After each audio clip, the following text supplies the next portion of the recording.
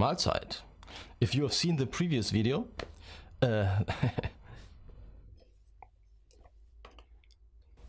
Mahlzeit. If you have seen the previous videos, then you already know that in order to be able to buy an Iron Bird out of the Platinum series, I had to buy it together with a Warlock out of the Platinum series. The seller was not willing to sell me only one guitar. I had to buy two guitars because he was urgently in need of some space at home for his guitar collection. So why would I buy a Warlock that I don't want to have? Because the seller was asking $75 for each guitar. So here it is, my Warlock.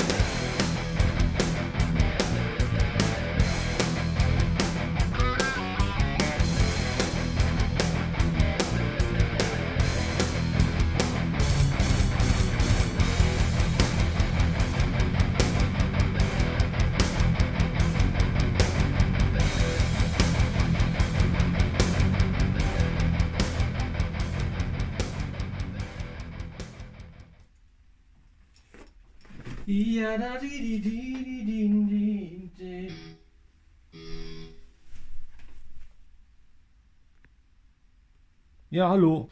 Although this Warlock wasn't in a great condition when I received it, if you have seen the video where I am removing black paint from a Warlock, this was this guitar, but $75 still was a bargain.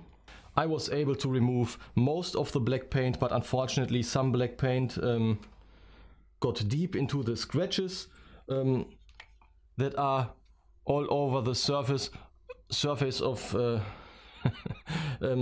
this Warlock's body, so that I think that I will have to sand this guitar down a little bit, maybe into the first layer of the clear coat, and polish it afterwards, so that this guitar will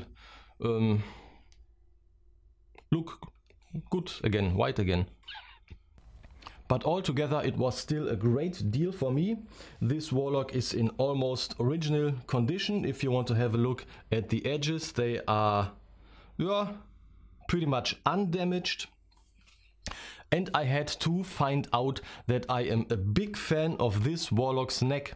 It is not as thin as a Wizard neck, for example, but it is not as thick as the neck of my Yamaha RGX or my Ibanez RR out of the EX series.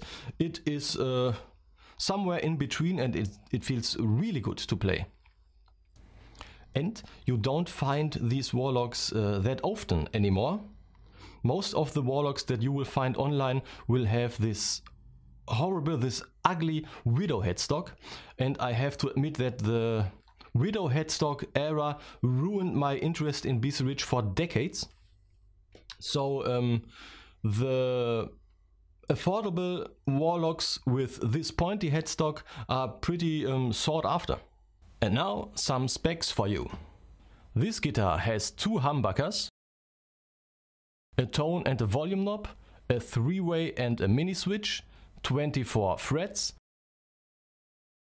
a Bandmaster tremolo. It weighs 3.5 kilograms and it appears to be made out of plywood, but I don't give a shit. I played this guitar for around about 10 minutes straight, and I played it a little bit rough. I did some hard bendings, and that was the time when the tuning stability was pretty much gone, but it wasn't that bad. You had to adjust the strings just a little bit from time to time. Most of the time it was the G string that wanted to be retuned a little bit. But overall, I was pretty satisfied with the tuning stability of this Warlock out of the cheap Platinum series, although it has this horrible Bandmaster tremolo. It's not that horrible. Thank you very much for tuning in. If you want to, you can like this video or even subscribe to this channel. There are many more guitars to come. Thank you very much. See you next time. You're running from the truth too long.